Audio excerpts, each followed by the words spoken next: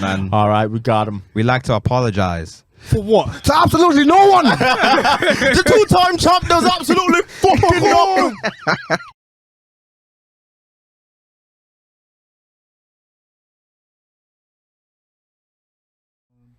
Okay, we're live. Made In Chafford podcast. Gonna get the aliases off. Didn't do it in the last episode, but I am two thems. The real is back. The real is back. Come on. I am him. Himmy Neutron in the flesh. He's him. The best member of the Dark Skin Society. DK. What's his name? I ain't said his name. Damson Idris. Damson Idris. Watch your back. We have a very, very special guest in the building.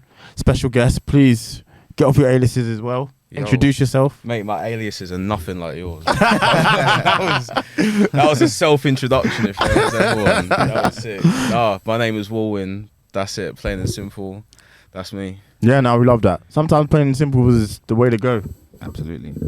I might need to follow your lead though, that was sick. Yeah. I gotta start doing that. No, for sure. Honestly, next time you come on, just have a bunch of names ready to go off. Doesn't matter if it's true or not. You just get them off. No, I was listening to it. Half of that don't sound true. Cole Sanusi, Don Colon in the building, the one and only, aka sir. L. Coolins, aka C-Note, aka Hollywood Cole.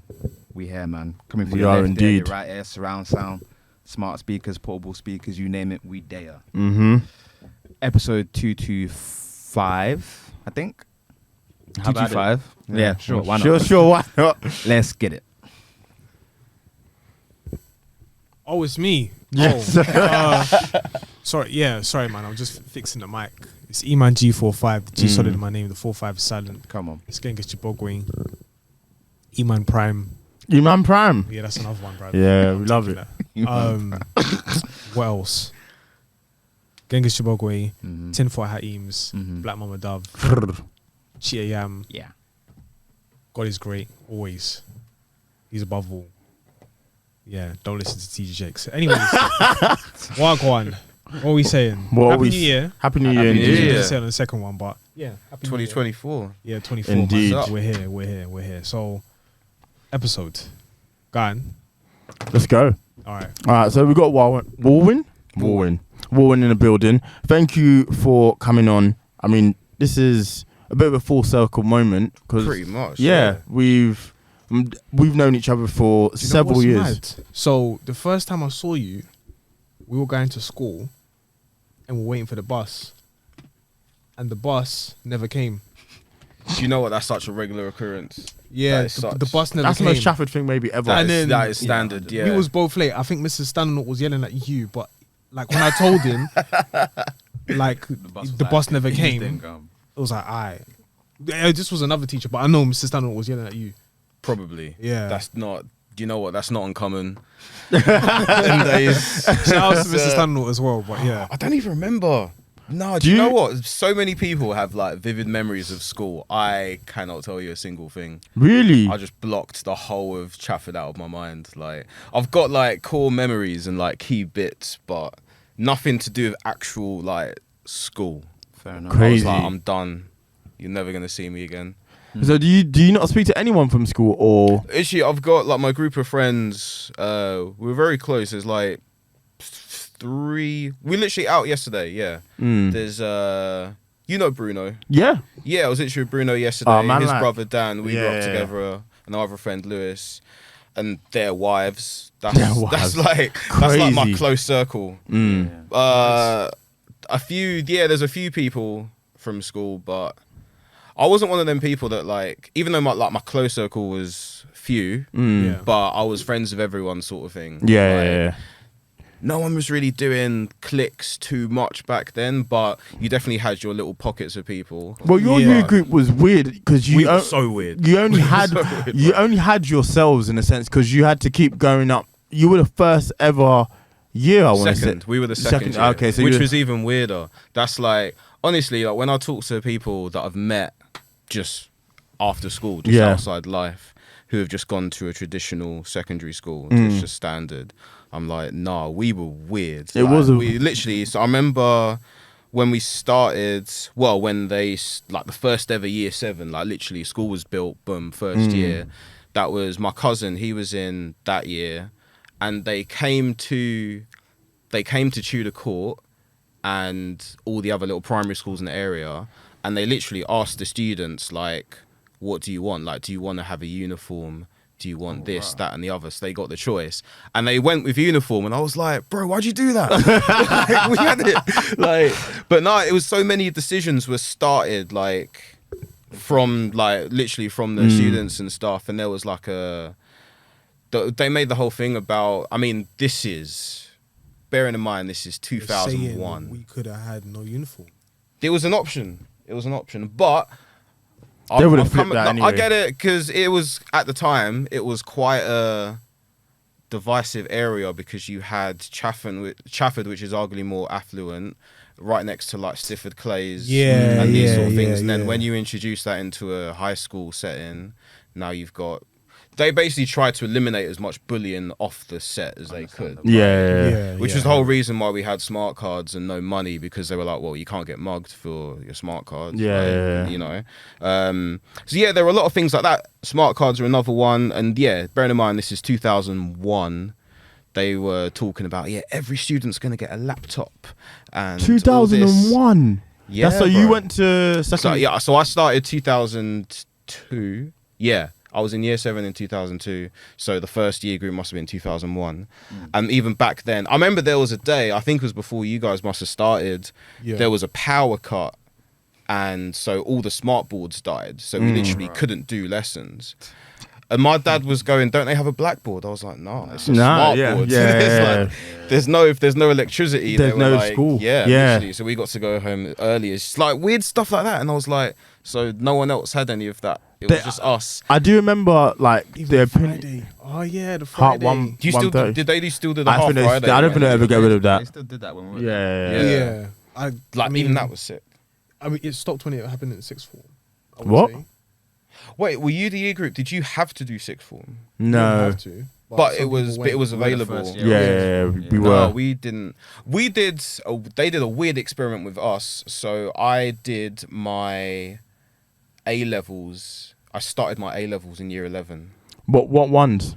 I did sociology, but they offered business as well. And I think that was it. Yeah, business studies or sociology. And so we did the AS level, which meant we could just do the second half of that when we got to Palmer's. Basically just do a year in college and then dip. But no one passed. Literally no one, not a single person. I'm not surprised. You're not going to get year 11s to, on top of their GCSEs, to be able to do an AS. There was a few. Yeah, but like they were exceptional. I think if he's saying no one passed, the people that I know that did A levels at GCSE, that they were cut above the rest. Right. So it wasn't. They weren't just giving it to anyone, but it was a very unique experience growing up in Chafford. And I know the school especially was very experimental before we got there, which was interesting because you were our first year 11 in the sense that we were in year 7 when you got there. That's crazy. Or when you were there. Yeah. So I just have these, because you was really nice to us. Like you know, as Yeah,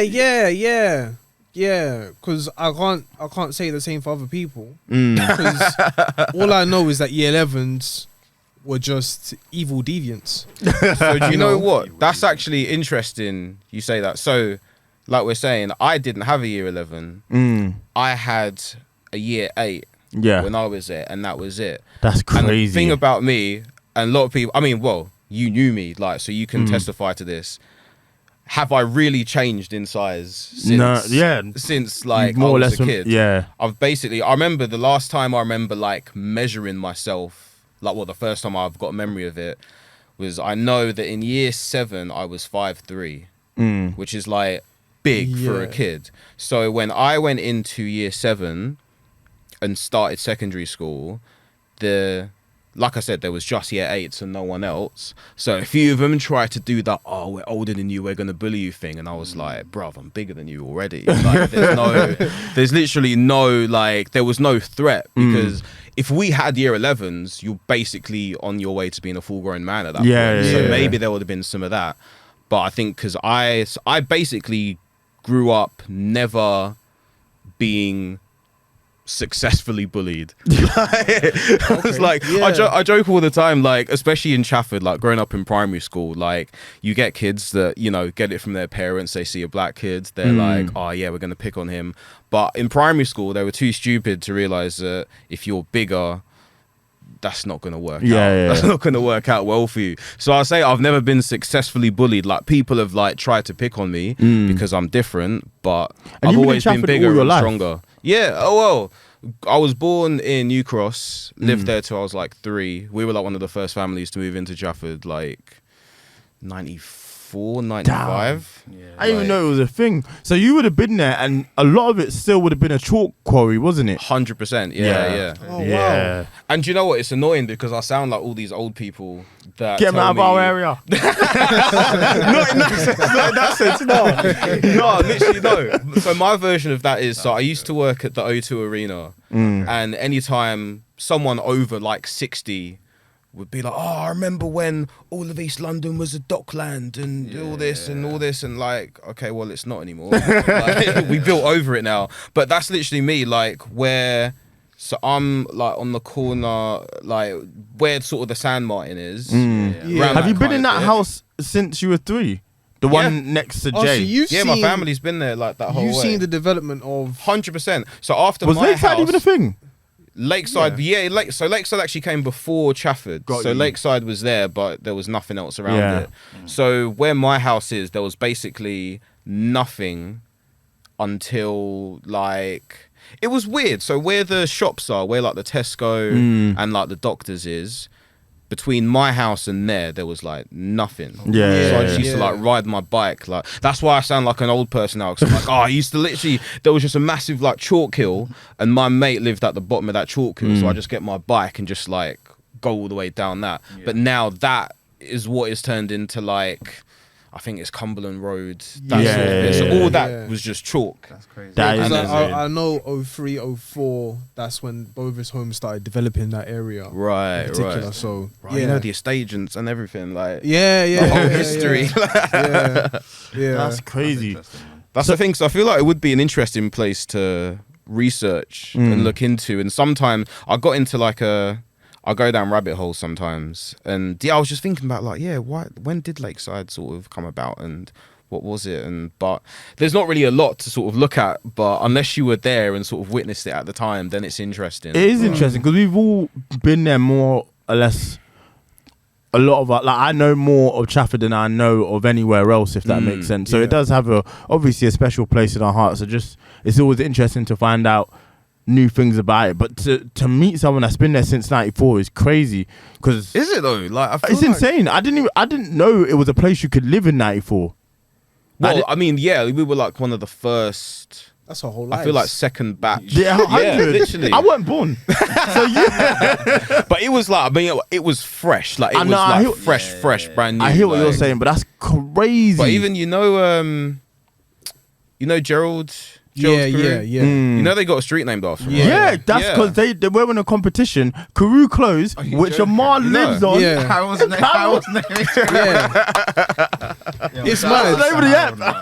They were like, I remember when they did the competition, they got together like, I think there was like 5 or 6 of like the original families to move into Chafford, and they were one of them, and they said they just put their name into a hat. My mum always jokes, like, if they had a proper Nigerian name, they would have been... Oh, that would have been... If I were him, clothes is crazy. No, but imagine that, though. That's the thing. It would be interesting if it was. Yeah. That's interesting. I never knew that. But we'll never know. Look how deep, like, when you actually go deeper, like, we're actually entrenched in the culture of Chafford. Yeah, that's Harold's clothes. Like, that is... I didn't know that. That's his bits. So it's like, wow. Because he went, the older brother went Willie Eds in the end, or I think that's how it went. But he went Trafford. He was like the head of our school council. Mad. He was like, because we didn't have a head boy, but he was basically. So you're in the same year as Marie, innit? What's her last name? I'll bleep out. Kenyan. Nah. Yeah, because they were in the same year. I don't know. She came, I think, in year 11. Oh, maybe. What? Did she go by another name? No, just Marie. Do you know what? Vaguely, like I said, a lot of it, Yeah. especially if you just showed up in year 11, there were a few of them randoms that just came on right at the end, and I was like, I'm not gonna bother learning like, for the next few months. But no, there was a few people. I swear to God, there was a boy that was in my year, and I literally only like recognized him in like year 10. Like I saw him in assembly one day, and I went to my mates like, "Who's that guy? Like, is he in the year above?" And they were like, "No, he's been there like the whole time." Damn. Wow. But we literally never had a class together. But the that is entire time. possible. It gets like that, though. Yeah, I think less so for us because No, I remember everybody. yeah, no, that's what I'm saying. Yeah. Less so for us. I think we were more. Integrated. Yes, No, yes. we were more integrated in year 10. I hear it, but even before that, you knew who people were. Yeah. Kind of. He's saying he didn't know who someone was till year 10. I mean, it was one guy. It was one guy. He was like he was very quiet. Okay, he fair was enough. like, We'll let you have that. Them man that just pop up. I hear it. I've been there the whole entire time. So you've always been musically inclined, would you say? ish. Where did it start? Yeah. Actually, Chafford. Mm. That's where it started. Like, honestly, the way they made this school sound so sick. Like before we joined, we had like this whole. I still remember there was like a booklet that you had to fill out before you started school. So it was like yeah, I guess in the summer holidays after year 6, and it was like when you come to campus, like what kind of activities you're going to want to get involved in, like do you want to play football or this and that, da da da. And I literally remember it was just like, would you like to do a musical instrument? And you could tick one. And I swear to you, like at the time, like the TV was on, and I saw Nickelback on TV, and he was like rocking out on guitar, and I was like, yeah, I might learn guitar. Never expressed an interest in it before. I'd never even picked up a guitar before that.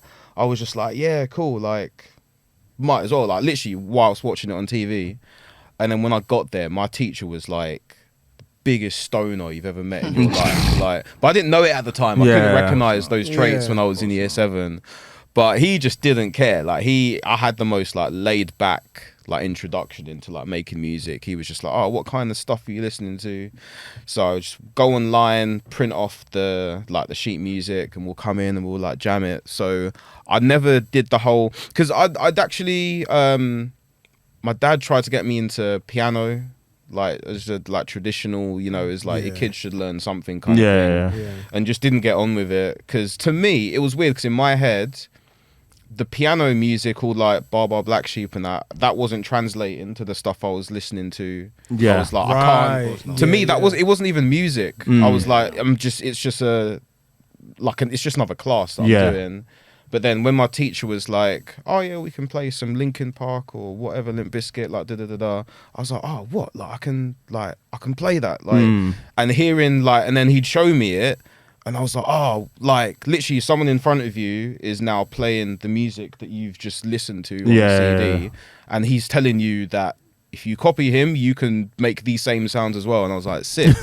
So from that day, I was like, not really from that day. It just took me a while to like, I think once I grasped it, and once I just had that, like, you get over the first hump and you actually start like not sounding shit. Like, oh, okay, cool. Like, then I was like hooked on it. So pretty much, from year, like middle of year 7 onwards, and then straggled together a few people from class, made a little band, used to play in assemblies and that, thinking we were like next level. Wait, but were you in the same year as Quinn? Quinn was a year above me. Okay, right. I've not seen him in ages, actually. But we were close. Shout out to him as well. Yeah, because I remember he started learning guitar as well. So that's how I got to know him. Yeah, he was learning for a bit. And then, he went into like producing and stuff and that as well. But, no, I remember, Quinn was, he was a year above. Okay. So in terms of like your career and everything you've managed to go on to achieve and do in the sats you've seen, what have been some of the biggest highlights for you, and how would you say, obviously you started in school, what was that the real turning point for you that it was like, I want to take music seriously and I want to do this? Like, turning point wise, it's hard to pinpoint, because I I definitely loved music by the time I was like year 11, like leaving school. Like I went to Palmer's to do like music tech and learn it further, but I think it was still just something I was like, yeah, I like this, but I don't really know like where it's going. And then ended up like opening up like a studio, literally just at my parents' house, and it got to the point where it turned into like my actual like job, and it was serious, and I had like a lot of like bands and artists coming through. And around that point, and I was still in a band at this point as well, and I think I had a whole weekend of just doing that. And I was like, it was almost like a little preview. It was like, oh, this could just be my regular week. Yeah. Like, so I was still at uni at this point, and I was like, literally like Friday I had a gig, then Saturday I was recording a band, and then Sunday I was recording a band and then played another gig in the evening. And I was like, if you're a musician, this is just like every day for you. Yeah. Like I was like, oh, that's actually, that would be a sick life. That'd actually be good. And I'd say probably from there I started taking it like seriously. But like in terms of memorable moments, like probably the one that stands out to me the most was when I played at the O2 in 2016. And I remember, because I knew where my parents would be sitting and I could see them, like, and I could actually see them from stage. So I was like, that was a cool like full circle moment, like watching them after like supporting me and putting up with so much noise in the house for so many years. Getting to actually see it like pay off was like pretty cool. Yeah, and that was just fun as well. Arenas are fun. This isn't a regular occurrence in my life. This was like a one-off, like magical like month that I had like many years ago. But just pure luck. A lot of music is just, well, for me anyway, it's just been luck. Just blagging it and just lucking my way onto certain things. But no, we were on tour for just over a month and a half and pretty much played like every arena in the UK. Like, wow. Lovely, so we started, so the first night of tour was actually at Wembley. That was the very first show. And the band we were opening up for, it was like their reunion tour. So like, to put it into context, they split up when I started at campus. Okay. And they finally got back together in 2016 after like years and years of people being like, oh yeah, we want you to come back to that. They finally did it. And I remember like we were just nervous, like backstage, just like, I've never played like to that many people. I've never gone on stage to that many people before. And usually you can sort of look to the headliners to sort of, you know, like, it sounds weird, but like comfort you, you know, kind of like reassure you sort of thing. But I was like, these guys haven't done it in almost 20 years. Like so they were just as nervous as we were. So everyone was just like a wreck backstage. But nah, like literally got on, loved it. It was sick. And then, yeah, pretty much did that like rooms of that size for like an entire month. That's crazy. So that was wild. That's an experience. What do you learn from an experience like that? I definitely learned how to work smarter and not harder, because it's an endurance game. It's a long game. Like, I'm used to just kind of doing a show and then going home. Yeah. And then this was the first time that I really had to think about, okay, well, not going back home for at least like, I think we had like pretty much, I went home once actually. It was only after we did London, because then we had a day off before flying to Dublin. So that was the only time in the month that like I went home once. So usually, like, you know, you want to be in your own bed and rest and recuperate. But then doing that, especially vocally as well, you kind of need to think about getting rest and staying healthy and and just endurance for that long. Yeah. That's probably like the biggest thing I learned. And also, yeah, just living in the moment and just really like, there was that moment where I saw my parents like from stage.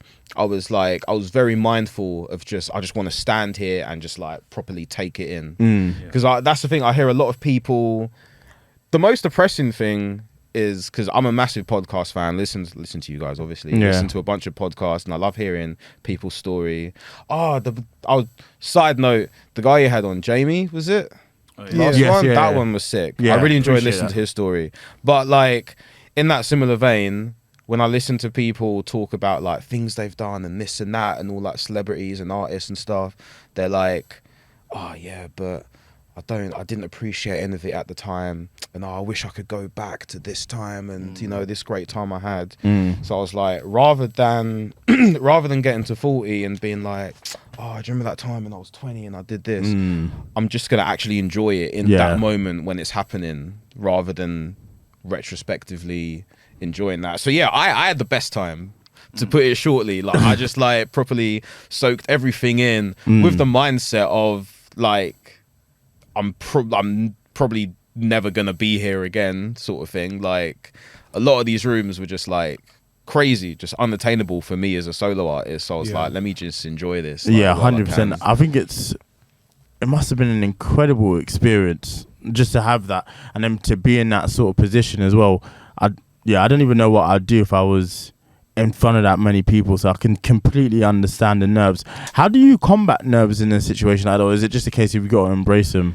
Yeah, I embrace it. Because you do a lot of solo gigs as well. Like, how do you? Because it's all on you, if that makes sense. It is, but I like that because I'm a control freak. So if I'm in control, then that's fine. But like, I'm not really a quote guy or like a sayings guy. But there was one that I had in my studio for so long, and it was confidence comes from knowing what to do. And I feel like when I know my stuff and I know what's going on and I've got everything, like, then I'm calm. The only time I really get nervous is when I'm like unsure about stuff, or like, I don't know, there might be like a new song that I'm like unsure about how it goes and stuff. That's when I'll get nervous. But if I know my set inside out, which most of the time I do, then I'm fine. Then I'm not really worrying. But I think it was just, I think like gigs and stuff, they don't really make me nervous. But I think just that, I think that's why it was so weird for me, and I remember it just because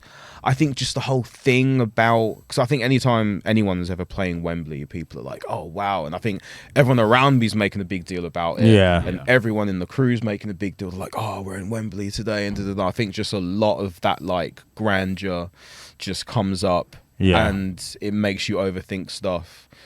But essentially it was just playing just same songs I always play. So like, you know, I guess it's no different to any other, like, you should just treat it like any other night. Obviously it's got its grandiose, there's a grandiose feeling attached to the moment, but you shouldn't, it's good that you don't go out and then let it kind of haunt you almost. Not overwhelm you in a way. Exactly, that's the word I was looking for. So I wanted to talk about the album. Yes. The Prius Diaries, a hybrid story. Incredible work. Well done. Thank you. Like, I was thoroughly impressed. How did you come up with that name?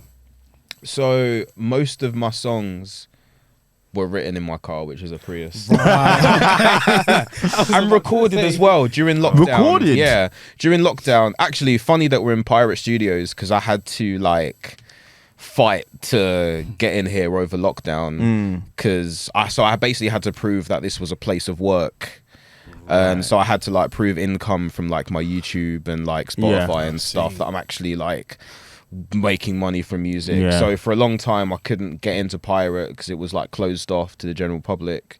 And then when I could, I would think I was just like broke over lockdown. And I was like, I've got nowhere to record, so literally just took my laptop, my interface, my mic to my car, and I was just like demoing, writing.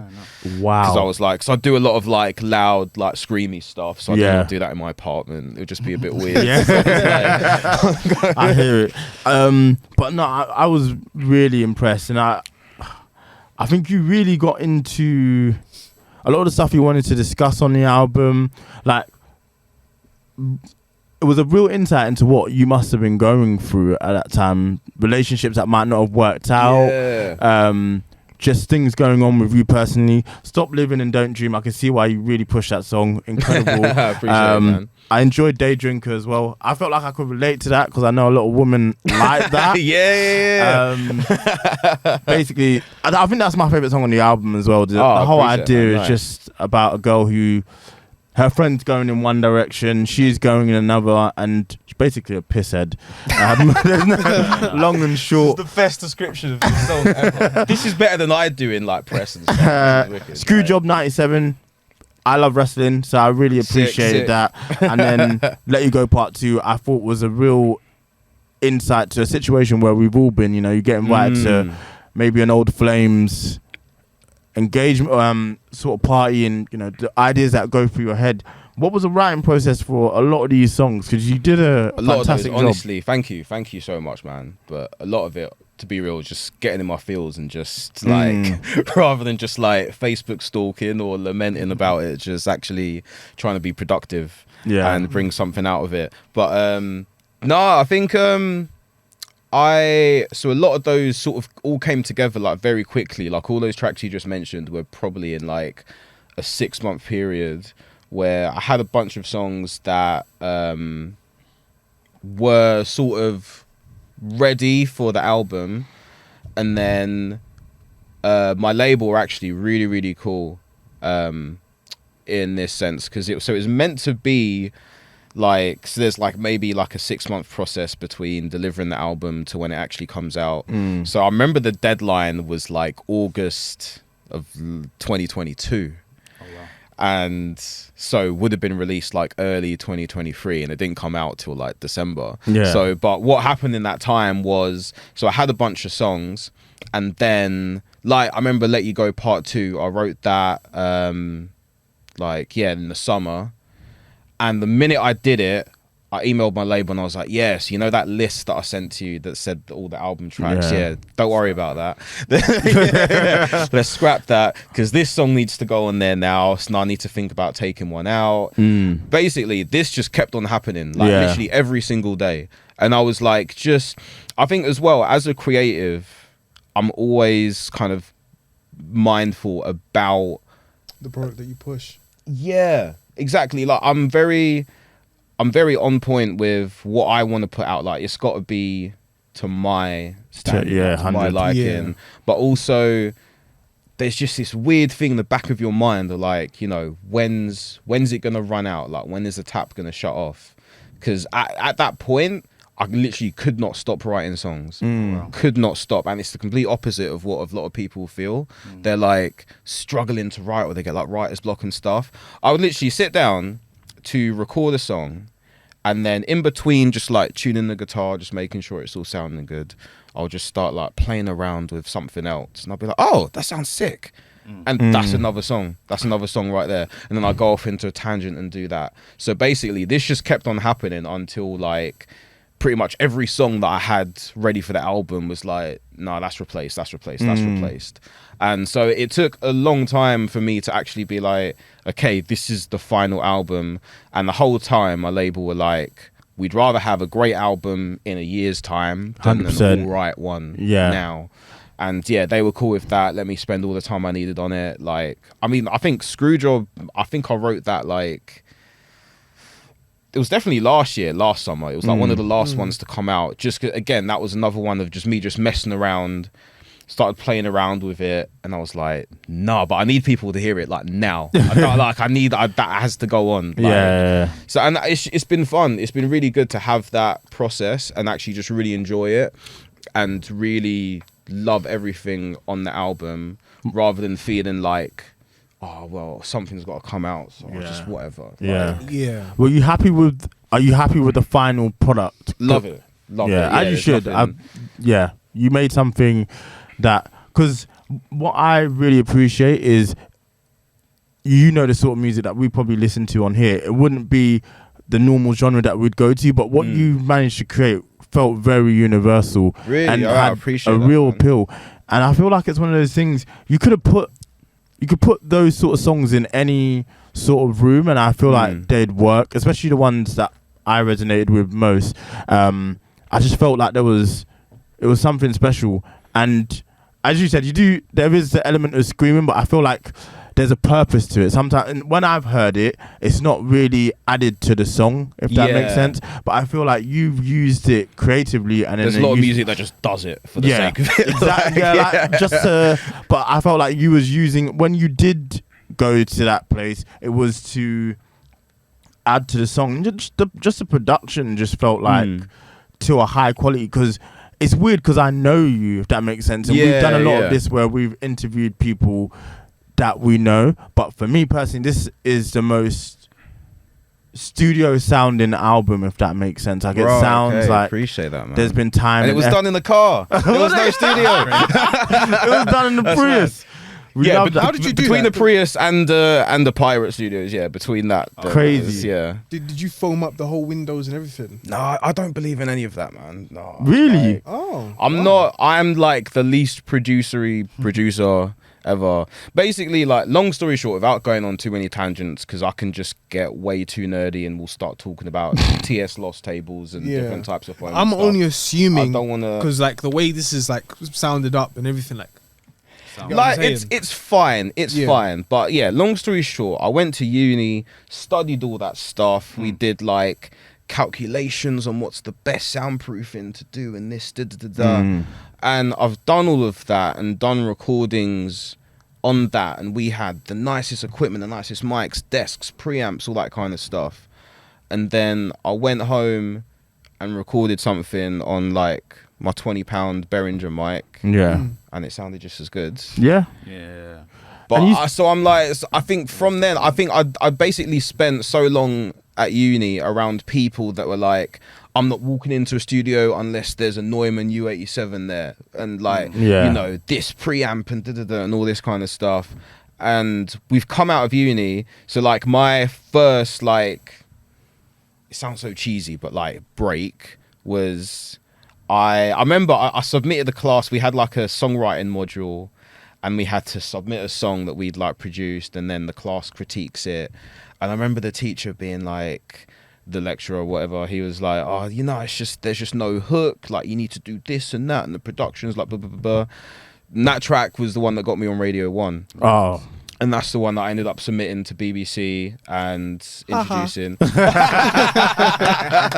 It's true though. It's true. And it was like all this stuff about, oh, you didn't do this, you didn't follow these rules, and you didn't do this, and then and it's like, but I made a song that sounded good. Like, it's, you know. What's so funny though when you actually put it out like that, like the whole idea of music and being creative is like, it's freedom. Yeah, exactly. Yeah, So you go exactly. somewhere. Art has no rules. Actually, really. Art has no And rules. there's all these rules. There's no. It's like, I think it's the hardest thing. It's the hardest thing to put into a box, like a curriculum. Because it's all subjective as well. Like, Completely. what works for me might not work for you. Like, even to the sound thing, there's a really popular song by Little Yachty. You know his breakout song One Night? It was like recorded on, as you say, like a really shitty mic in his grandma's basement. And then what they did is they remastered it to make it sound, and that sounds worse. Didn't Happens all the time. Yeah. did not enjoy the All the remastered time. version. Anytime they bring out something that's remastered or retweaked or something, I'm just like, nah, it was fine. It was fine. before. It was meant to be made that way. And Yeah. music, I tend to find a lot of the time is it's lightning in a bottle, and you can't recreate that moment. You hear people re-record their songs. That was their biggest song. It's If never 50 the same Cent magic. re-recorded in the club, like, it's not gonna happen again. No. And then also as well, it's well, I don't know the song for Tyler the Creator, but he basically just sat in the corner rather than the whole studio that he has and the whole ambience that he creates. Just sat in the corner and then just did the whole song. Yeah. It was supposed to sound like that. Also, Jay-Z on a couple of tracks in the 444 album, he wasn't feeling well, and you could hear it once he said it, but other than that, I mean, it sounds beautiful as well. Yeah. So sometimes art has no rules. No, 100%. but even And it's mate, but supposed look to be at creative, like Colin said. I was just listening back to Through the Wire, Kanye. Like, it's literally about him. He had his mouth shut. Like, his mouth was like wired shut. And it's like, on any other circumstance, you'd be like, bro, let's That just should delay, not be a like, song, come yeah, back, yeah. like, it's fine. He was like, nah, He was like, nah. we're doing this. We're And doing even this with today. 50 Cent as well, his biggest asset is the fact that he has fragments in his bullet fragments in his tongue, and he's still, and that whole like drawl that he has, it's brought an emphasis to his sound, and it's just made him the multi-millionaire that we know him today. 100%. Yeah. Music should have no rules. There's no rules. There's no boundaries. Like, you can do whatever you want. But 100%. going to your point, especially, like, I found it less. Yeah, it's been way less restrictive if I'm not thinking about all that kind of stuff. Because the minute I've had an idea, like, I'm either in my apartment or I've got my car, or if I'm close enough and I can afford it, I'll come to a Pirate and do something really quickly. If I had to hold myself to that standard of, oh well, if it's not recorded at Abbey Road, I'm not doing it. Like, because I've met people like that, bro. I've literally I've met so many people that are like, they're like, when I'd post up pictures, like, you know, like recording or whatever, and this is like back in the day, they'd be like, what, like you recorded drums in the living room? Like what? Literally, like my parents' living room, I had like full drum kit set up with like microphones and all that kind of stuff and like triggers, and people like, how can you record a drum kit in the living room? I'm like, how can you not? Microphones, isn't it? Like it's just mate, everything just goes into Logic and then you do whatever you want to at that point. Like I think people at that point, like you're almost letting these things get in the way, and I'm sure there's a sort of people that will be delay. And one thing I've really mad about you is throughout the years you've just kept on putting out music, and there's been no excuse. I think a lot of those people, they're probably trying to find any excuse. Well, I couldn't record it at such and such studio. Well, I can't make the song now. Like, no, these things, especially with the way technology's advanced as well, it's there to aid your music and make it sound better. Like a lot of the things, maybe if this was like the 60s or the 70s, I'd get it. For sure, yeah. But now you can do so much off a laptop. 100%. Even Madlib himself, he produces on the iPad. That's like insane. Everybody gets like the you said, there's computer, no gets the excuse. whole I don't know, nothing, bruv. I'm just but basically they get everything together to then produce nothing, whereas this guy is just there on the iPad just No, that's what I mean. That's what I and mean. it still creates what he creates. Yeah. So Mate, an iPad has more in it than whatever the Beatles were using, Elvis was using back in the day. Like, you've got more on that little thing. Like, I go on there, I've got every instrument that's ever been created, every synth, like, and it's just there on this iPad, like, and that's crazy. And that's what people have been wanting for all them years. Like, if you went to them lot back in the day and you were like, okay, so it's going to cost you this amount of million to hire, you know, these people, this producer, like all this kind of stuff, or I'm going to give you this little tablet and you've got every sound that's ever been made in the world. Like, that's what you need. And so there is no excuse. Yeah, There's the no, music like, that's being created as well is, you could argue, maybe in some cases not quality wise, but like what they're able to do is outstanding. I guess my question to you, well, not I guess, but my question to you is, how did you get into the sort of music that you make and that you like? I don't think you're someone that would restrict yourself, but it's always fascinated me because it's not something that you normally associate with people of color. But I like the direction that you've gone in and the music that you've made, and it's for you, if that makes sense. Like, I believe the music you make is something you'd listen to. How did you get to that point? Mine, honestly, was probably wrestling. Okay. Probably at that time. We had 100%. like Triple H's music and all that. And I was like, oh, sick. Like, this hits. Like, 100%. Yeah. The Generation X, like, yeah. keys, my ears perk up. That's it, bro. That's it. You just know what time And it is. literally from that, then I was like, and then, do you remember the CDs used to come out? Yes. You'd get like the WWF CDs, like all the theme music, and it would have the bands on there, and there was one. And then I just started looking up. So you knew individual that them man weren't singing their songs? Because that's the whole thing. I'm saying that's the whole what thing. I said the other day in the group chat. Shawn Michaels, I thought he sang his song. Triple H. He does. Oh, Shawn Michaels does. He's the only one that does. Ah, okay. So that's fair enough. But that was the thing, no, because I remember at an interview with Vince McMahon, he was saying they did that on purpose. They tried to get singers that looked like how you would think the wrestlers sounded. Yeah. So, because I thought Big Show sang his music. Oh, 100%. That was the one that I thought. Yeah. No, but I think at that point I already knew like most of the bands. So like Triple H, he had like Motorhead do his music.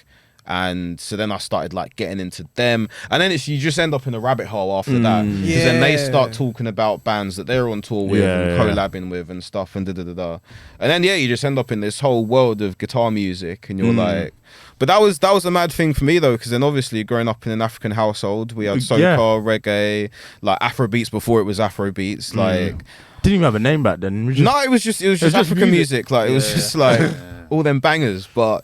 So I it was like kind of adjacent in a weird way, because that's the thing. Everyone kind of assumed that, like, you only listen to rock and then like you hate like R&B or like rap or whatever. And I was like, nah, I just need an iPod twice the size of yours, because like I've got everything. That's the thing, because like there was a point where I think I only listened to like probably like rock and metal maybe when I was like 15, because I think you're very like headstrong at that point. And I think that was the time I was doing the most like musically. But then I don't know, man. Bangers are bangers. Exactly. Like, songs come out, like a pop song comes out, like, you know, and you're like, oh, that's sick. Or that's the thing. Like, anytime I'd go to one of my parents' parties, or someone's getting married, or someone does this, like Premier Gal comes on, and I'm like, oh, I've heard this before. can't not dance to this one. Like, 100%. you're like, that's it. You get them, and I think even at that point, before I recognize what it was, this nostalgia. And I think a lot of that is always going to be tied to me. Yeah. But then nowadays, like, no, my listening taste is all over the place. Like, it's shocking. Like, there's so much. Like, for me personally, I think UK Grime's in a good place. I know a lot of people don't like currently like what the output is. But I think just sonically, if I just kind of, I don't want to say like switch my ears off, but if I'm just like literally just catching a vibe, like I'm not trying to deep music too much, I think a lot of it just sounds good. I like it. Pop music I think is good at the moment, because a lot of writers that do rock and pop kind of cross over. So there's a lot of pop songs that I'm like, oh, that sounds like a rock writer wrote that, because it's got a bit more edge, like Olivia Rodrigo, like all that kind of stuff. I'm like, it's not just it's not like S Club and like that was just, to me, that was a dark time. Really? Like Atomic Kitten and S Club was my guys. It was too dark for me.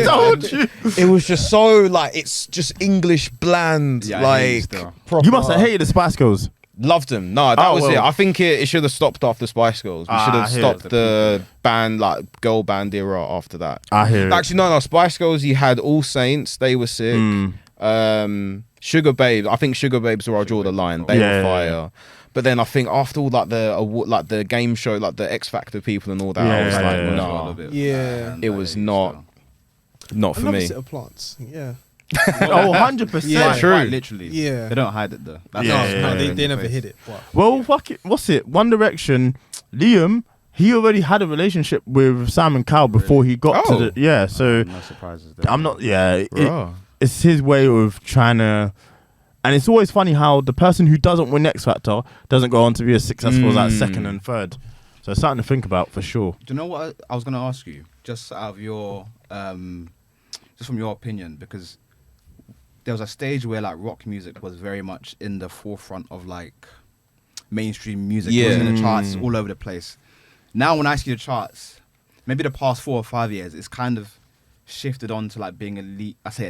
Pop music has kind of leached onto more like rap elements now. And like rap sound, which is kind of beginning to decline recently. And you get like the Olivia Rodrigos and certain artists who are now beginning to latch onto that rock element again. Do you feel like there'll ever be another heyday where it becomes like the big thing again, or is it just not? I think so. I think everything's cyclical. I think everything's just sort of like gonna come and go in its like stages, because there is a lot of that now, and a lot of artists are doing like rock versions or like rock collabs and stuff, and there's like a lot more of that. But I think music's always going to be so cyclical, but also maybe having one genre having its heyday is irrelevant now, because you've got so much listening like that's just readily available for you. I think maybe even like 10 years ago, maybe more, like, all right, say I always give people this example and I'm like, okay, well, when you're thinking about your song, like, it's irrelevant now, but it used to be a really good saying. I was like, if you've got £10 and you've got Drake's new song next to your new song and both your albums cost £10, like, you need to convince the listener to spend your £10 on you and not Drake. So you need to make sure your stuff is like 9 times out of 10 they're gonna side with Drake, but at Yeah. least like that's where you need to be aiming for. Do you know what I mean? So like when you look at it in that sense, it's like, okay, well, if everyone's like shifting over to this genre, then I need to be in that, like, to try and get that. But now it's like, okay, well, I've listened to your thing on Spotify, then I'm gonna listen to the next guy's stuff on Spotify. It's like there's not that physical, like, definitive payment that you need to do that says like, oh, okay, well, this is who I'm siding with. Like I can go, I jump through playlists like so much. I've got like New Music Friday, then Rap Caviar, then like Punk Pop playlist, like all this. Like there is no attachment to it because before it was your hard, like you had to use your hard-earned money. Yeah. To so you better like that album. To that, so there was to a that high level of singularity, appreciation to that album. Whereas now that same £10, I've got done. everything. Imagine you've spending got money on an album and it's bad. Oof. That is hilarious. Oh, if I had to pay. that's why you could get a refund. Nah, I don't think so. And like. HMV HMV was shocking, man. They would like. They'd give back anything up back, or No, like I remember my mum arguing with the man because I bought this Spider-Man game and I didn't like it. And I tried to take it back, and he was like, "No, we can't return games once they've been opened." Like, yeah, they were hot. they on were that. a whole. Once that like, plastic was once you've got- opened, it's like, over. It's a wrap. Yeah, nah, paying for albums would have been crazy, and then and to it was not just like trash. it, just giving. Like, can you imagine? But then For again, that's real. why they took time with their albums. That's it, yeah. And That's what you could argue that. Yeah, now whereas it's now more, it's like Yeah, it's it's very true. fast paced. Yeah, And not even fast paced. There is a quantity volume that is just so out there where you True. could actually listen to anything. So like for example, you obviously going on the journey of just listening to rock and then now listening to everything. Like I'm on a similar journey with drum and bass. Like me and my brother, we used to back in the day we would beatbox like drum and bass. sick. And then now all of a sudden we don't listen to drum and bass. We listen to a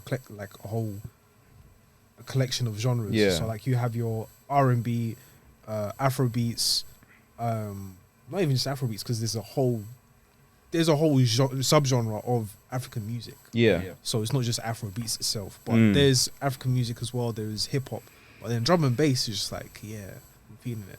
That's then your now- that's your home. That's like your but go-to. back then, you would have to actually go physically buy something and then say, "This is the stuff I'm going to listen That's to." true. Yeah. But now it's just like, Accessibility. It opens yeah, everything. exactly. Yeah, I hear that. That's interesting. and I'm hearing it. I'm here for For real.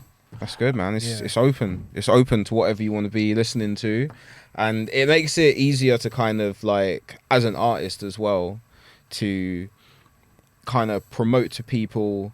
Because I think maybe, and tell me if I'm wrong, but I don't know if we would have had the same conversation we had like if it was 20 years ago Yeah. and you were someone that predominantly listened to R&B and you know someone brought out a rock album and you had to like physically pay money for that. Yeah, it's true. That's very. You may not have had that connection where it's like if it just pops up on the internet and you're like, oh yeah, I know this guy, I'll give it a chance, and you stumble across it and you happen to like it. I think that's we're more likely to have those conversations these days. Like the amount of random stuff that I've just gotten into, like I like super got into classical at one point just because there's a beautiful piano sound that I was saving up. I literally waited till Black Friday for this, like it was like a synth, and it's just the nicest piano you've heard. Beautiful. And then I went in to research it, and the guy that designed the piano, he released his stuff on Spotify, and it's like this weird mix of like classical with like electronic kind of EDM elements. Yeah. And it's just gorgeous. It's just beautiful music. And I was like, this would never have been on my radar. Like if you said to me like, oh, you got to go all the way to HMV and buy this obscure like neoclassical album, I'd be like, oh, okay. And back then, it wasn't even the case. Like they say, oh, we might not have it, so you have to go to this shop. So it's like now it's a whole journey to go and get that album. It's a whole So thing. then that whole appreciation is like, this album is GOAT, and you're not gonna try and tell me it's not GOAT. Whereas now, Yeah. everything there. It's a I hear it. catch-22 though, because it's a catch-22 because I feel like what you're saying is because you had to physically do much more to get the payoff, you valued it more. But then is it a quantity versus quality thing? Because now I'm saying I feel like all of us have listened to stuff that we would have never have listened to. Yeah, 100%. Because it's there. If it's good, so we it's have good. more, but maybe we don't value it the same as the CDs we got that we had to pay money for. But then also, is there a nostalgia factor? You putting that into it as well? 100%. Is that a thing? Yeah. Like, But then on top of that as well, like the MP3s, like you had megabytes. Like now So the you phone can't has. download your shit. yeah, Yeah, that There's was space it. for that. So if you had that album, like even your thing, your iPod, I put loads of music on there, but I don't know, it was like what, 5 gig? Yeah, it was 5 gig. 5 gig. Wow. 5 gig is only maybe like 100 songs. And them 100 songs, I gave you mixtape songs and everything like that. So like some of them were just like five of the same songs. It's just there's a remix, there's this one, there's this one. So like mate. there is a lot, but you're correct in what you're saying. Very much correct. in the sense, but no, I think I wasn't saying that as a statement. I was saying I don't know. I don't know what's better. Like what? No, like what 'cause- do you think is the better scenario, if there is one? There isn't. I'm just saying I don't know There isn't. what feels, because I feel like you're right in the sense that we don't get Because- that. Like I went out, I had to find this album and I got it, and it's every song's a banger, every song hits. We don't have that anymore because I just click on Spotify and then boom, it's cool. But we also, the flip side of that is that we also have everything that we wouldn't normally have access to, like, or even I saw Sorry. they uploaded, I think it was I could be wrong, don't quote me on this, but I think it's Jay-Z's on the Black album, there's also like a commentary album, so it's got him talking like about the process of each song, like in the track order. That is incredible. I think it's that, but they've done that with a few albums. It might not be that specific one, but Must be like entitled. things like that. That like, how would you find that otherwise, unless you was like in his fan club back in the day or something? Like, It's just good to have accessibility. So I guess the final question for us is, what's next for you? so this year, bringing out the deluxe album, which is just gonna have a few more tracks on there that didn't quite make the cut, but I feel like they should have They should have a their life time on an shine, yeah. album with a new single as well, actually, that is being written currently. But that is a plan, and then some more shows. Gonna try and get out to do some more gigs around the UK, possibly elsewhere. But yeah, man, just keep it pushing, keeping the content going. Yeah. because Have to. basically a TikToker at this point. Like, that's basically where I spend most of my time promoting my music. But It but works. Yeah, man. Do you think it will ever go back? Because I remember there was a conversation. I mean, there is one artist that I know of that does this, but there are some artists who want to go back. Actually, no, 2 artists. So there's Mac Homie and Lloyd Banks.